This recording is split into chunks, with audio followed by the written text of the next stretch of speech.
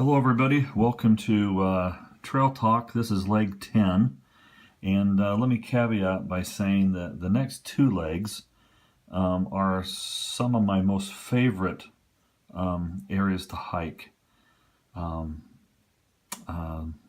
this point in time. Actually, I'm pretty much considering everything I've hiked so far in the AT 1400 miles, these next two legs were some of my favorite, just because of the beauty and spring and maybe even some of the people that I had a chance to meet. So anyway, so we ended up last time at Uncle Johnny's for the second time and getting ready to leave, and you crossed over the bridge and some railroad tracks, and there was a hiker feed that was going on. So it was a lunchtime feed. So we took our time and we went over and dropped our packs and went to the hiker feed.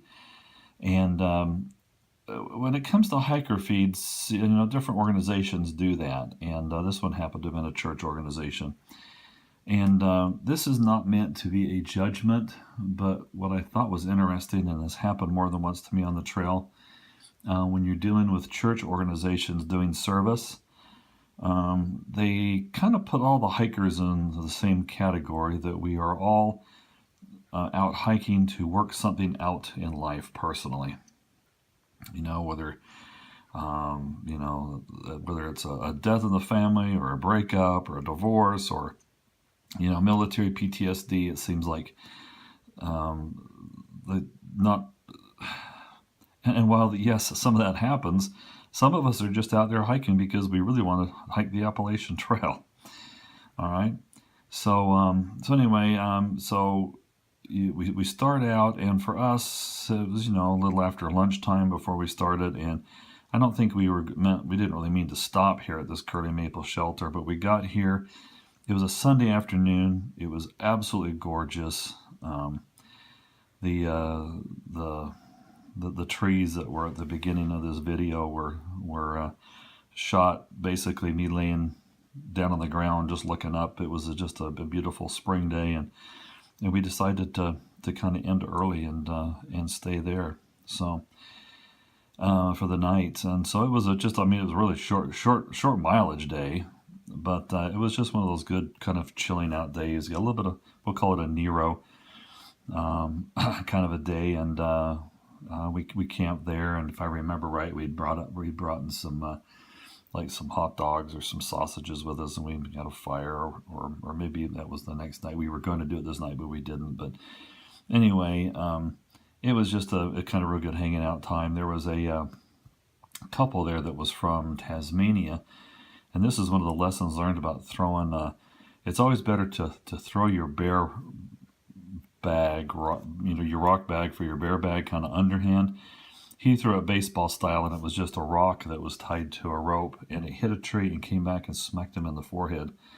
And when the next day, when we actually got down here to this Indian Gap, he actually hitchhiked into urgent care to get it looked at, because it was a pretty severe head wound that he had. Anyway, so we once again, we kind of, that was just an early day. The next day we hiked out. We came down here. Like I said, that guy he and his wife took off and went to. And it was kind of interesting because there was a guy here that does this trail magic. He does it pretty much every day pretty much during most of the hiking season.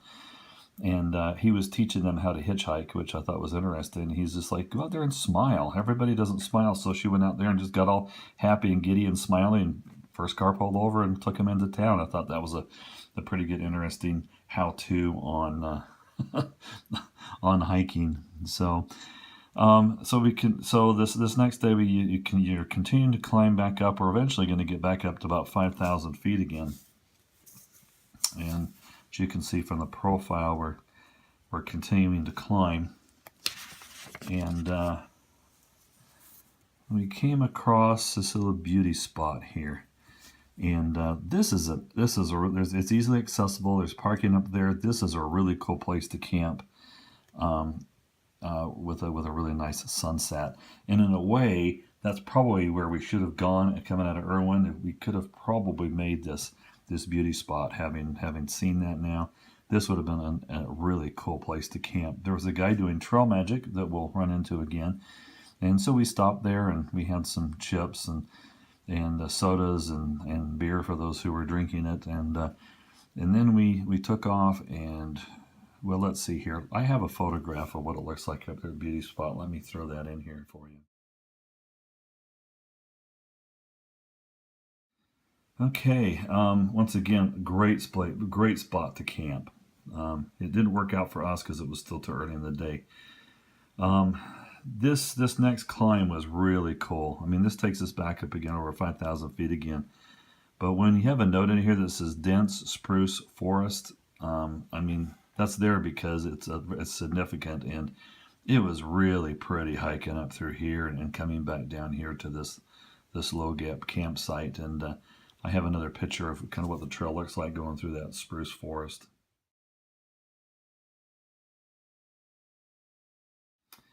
Now at this point, Hamfist and I had joined back up again, and our goal coming out of this Cherry Gap shelter was to try and get to the Rowan High Knob shelter. And then that is as you can see here, that is 2 shelters down, so that's a 17.6 day, and we were bound to determine we were going to do that because we'd been, we'd taken a lot of time off Uncle Johnny's, had a Nero, some short days. It's time to really kind of, pour the gas on. We were going to do that. This turned out to be just a little more daunting than I had imagined it would be, and we hit somewhere in here. I think there was we came down. It could have been this camping area. I can't quite remember, but there was a bunch of cherry trees, and we ended up about lunchtime. Kind of coming, maybe a late lunch, maybe like 1:30 in the afternoon, coming through that area, and one of the guys doing the kind of the Wounded Warrior hike, Sleeping Beauty, he was down there getting some water when I came through, and Hamfist was just right behind me, and like I said, we were going to try and get to Rowan High Knob that day. It took everything I could do. Well, by the time I got here to this Clyde Smith, I was absolutely dead. And somewhere along this route here, there's a really cool. I came across the first time I came across these, and I didn't see them very often. A flower called, I think it's called Dutchman's Breeches. I'm going to show you what this looks like. It's pretty cool. All right. To me, it kind of looked like teeth that had been pulled hanging upside down. But anyway, we didn't go over here to this hostel. We'd already taken quite a bunch of time off. There were those that went over there. There's a few couples we ran into that ended up at Clyde Smith with me that just ran over there and got a shower and came back. So that's an option. Or you could have like a box sent there if you needed to. This Clyde Smith was about, was about 1 mile west, and I got down there, and I was beat. I was looking at the map, going, I don't think there's any way I can continue really to keep going to Rowan High Knob. That looked like there was a pretty good climb coming up, and matter of fact, I still remember when I had to walk down to the shelter. Down to the water. There was a tree that was kind of growing sideways over the trail, and I ran into it, about knocked myself out because I was just so tired. I wasn't paying attention to what was going on. This shelter is the first time I met Southpaw and Iwaks, and I've got some pictures of them coming up. Iwaks is who took me back up to the trail in Virginia. Here this spring when I went back up and hiked, and kept in contact with her, and her daughter through hiked the trail, and then she decided she wanted to do it. And Southpaw, this was his second time through hiking. Let's see here. This is also at this shelter is where I was introduced to ramps. I walked and had picked up something called ramps. It's like a wild onion that has a flavor somewhere between an onion and a garlic, and it's actually very, very good. And you can use the green part to throw in a meal. And they ended up helping me figure out what they look like, and then I would actually pick them up, clean them, and eat them by a height. There was something in there that my body was really craving. Um, I think on the next leg that I do, leg 11, I think I've got some pictures there of what the ramps look like. Coming out of I never saw Hamfist. I thought because we were going to try and reach Rowan Knob, I thought he went on. But what happened is he got down to the water source and started talking to Sleeping Beauty, and both of them decided they were going to just stay there. I think Sleeping Beauty had been a Marine Corps sniper, and of course Hamfist had been in the Army, and so they started talking, and they just chilled out and stayed there. But I thought he'd kept going. So when I got to Rowan High Knob, I was surprised when he came in right behind me, because I thought he had already gone ahead of me and gone down to either Park City or Roan Mountain, Tennessee, where we were going to go in and resupply. Anyway, but this is a really cool camping spot here. Once you come out of Clyde Smith that next day, there's a really cool Little Rock Knob summit. I think this is the view. I might be mistaken. This might be just past Hughes Gap. I'm not quite sure, but I'm going to throw in a picture here of Southpaw. What I think might be the Little Rock Knob, but it also might be just past Hughes Gap.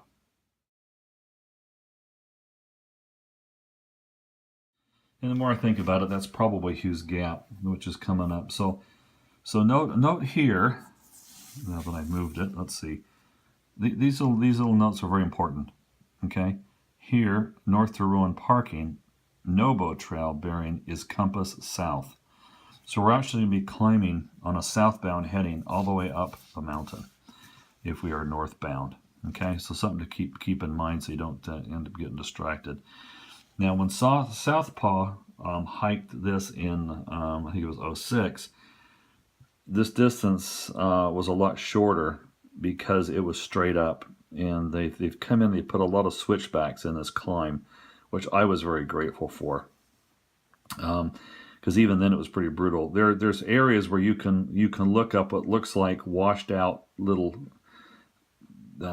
almost slide areas, and you look up and you can see some old blazes on the trail.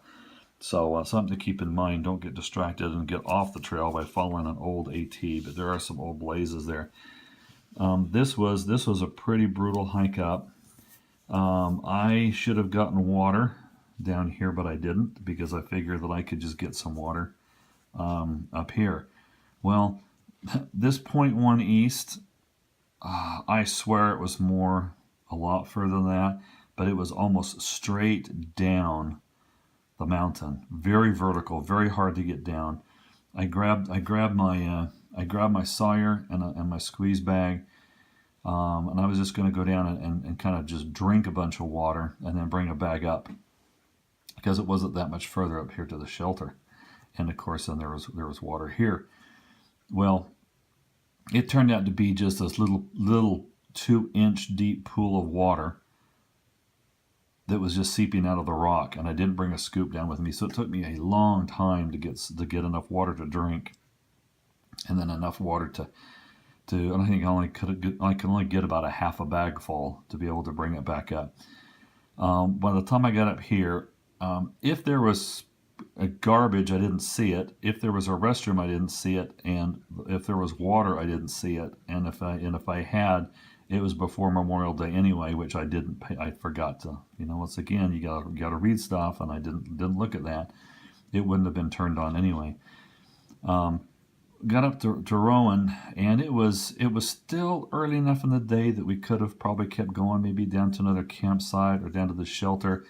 But there were some thunderstorms coming, and this shelter up here is a 4-sided shelter with a door. It's like a cabin with a crawl ladder to go up and have more camping spaces upstairs. I had heard a rumor that with all the fires last year that this may have been destroyed. Maybe somebody can make a comment on that and verify that or not. This is a pretty cool shelter, but I was glad to be there because it started raining and hailing and lightning. Man, there was a lot of lightning. A guy came hiking in after dark, totally soaked, hypothermic, disoriented, scared to death. He was hiking, and lightning was striking all around him. He was so disoriented when he got in, he didn't know what to do, and we had to help him basically get into just some dry clothes and get some. We got into his food and got some. He had some coffee. We got some hot coffee, and got into him and kind of helped him recover. There was a kid that kind of showed up, and he went upstairs. Never saw him again until the next day when he got kicked out because he was up there in that closed space, and he started his camp stove and was going to cook and eat up there, and everybody was upset with him because it was an enclosed spot, very, very little ventilation, fire hazard. He couldn't understand why it was important not to be cooking up there in that shelter in that closed environment. So they gave him a pretty hard time, and he came down on a huff and puff. And I never saw him again. I don't know if he got off the trail after that, but I never did see him. Coming out of Roan Mountain, the idea was to go all the way down into past Doll Flats, which just off the map here on this other side. You can see here is this Elk Park, Rowan Mountain.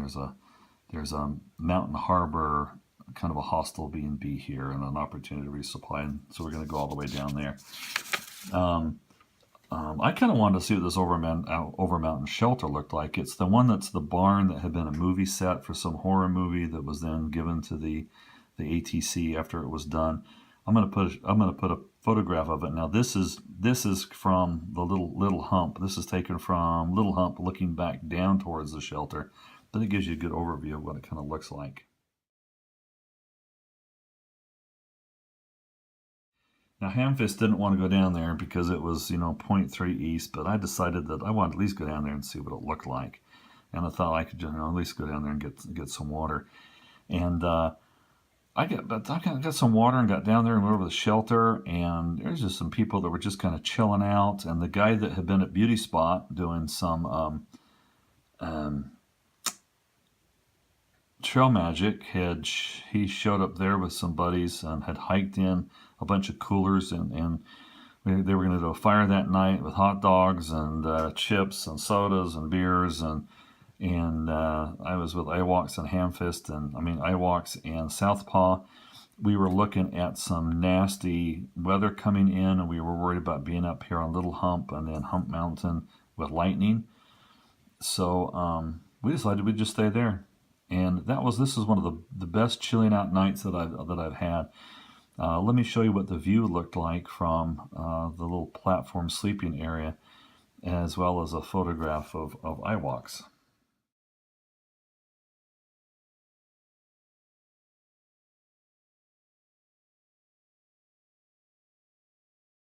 The sunset was just beautiful that night. The photograph doesn't do it justice on how pretty it was. A lot of the trees were coming out in leaf, and some of them were different colors. It almost looked like it was fall, even though it was still winter coming into spring.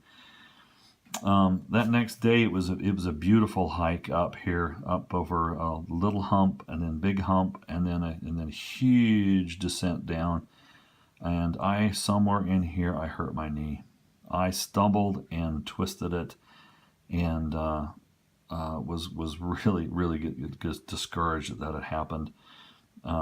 Ended up taking my pack off and getting into my emergency ibuprofen. I say emergency because I'm already on an NSAID, so that can cause internal bleeding. But I figured I'd hurt myself bad enough. I better take some.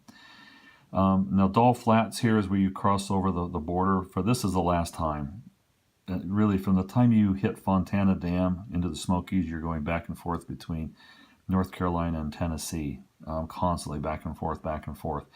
Matter of fact, sometimes it makes it challenging on the atweather.org, because you have to kind of know, am I in Tennessee or North Carolina when you go looking for the shelter area and the weather forecast. But this is the last time you cross it, and there's a lot of really good camping down here in this Dull Flats, and this is what the border crossing looks like. Let me show you a picture of that. Okay, so once again, coming off of Hump Mountain here, you can see that it is a huge descent, 2,000 foot descent down. Now, let's say you want to resupply, but you don't want to have to worry about paying for a bed and breakfast. And oh, by the way, this breakfast here is the best breakfast you're ever going to have on the trail. I can't remember how much it costs, maybe in like $11, $13, but it was a buffet that was done kind of a B&B style of some really good quality stuff. So I would say don't miss it. But let's say your finances won't allow you to do that. There's a bunch of camping here right before you cross the road along a stream. Now, granted, you're in an area close to a road, so you're going to have a lot of weekenders and maybe locals using that. Now, here, as far as parking goes, I would never park here. Okay, there's actually signs that say don't park here, and when what they told us, the reason why is some of this land around here was taken by eminent domain when they made the trail, and there's a lot of hostility towards hikers, and they like to damage cars. So what you do is you go down here to the bed and breakfast, and you can park there for a very nominal fee, and they'll actually shuttle you. You can hike back. And matter of fact, one of the sections hikes I did with my son last fall, that's exactly what we did. We came here, we stayed the night. They shuttled us down south, down to Hampton, and they took us north, and we hiked southbound, then back to the B&B, 3 days, about 30 miles. It was a great hike. All right, I'm gonna end here with some kind of photographs of some beautiful spots as a hike that I haven't used so far in this presentation. Once again, this is probably the one.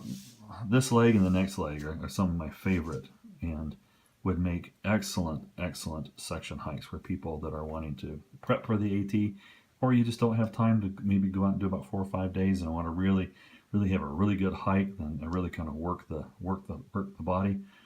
This is it. Okay, everybody. Well, until next time.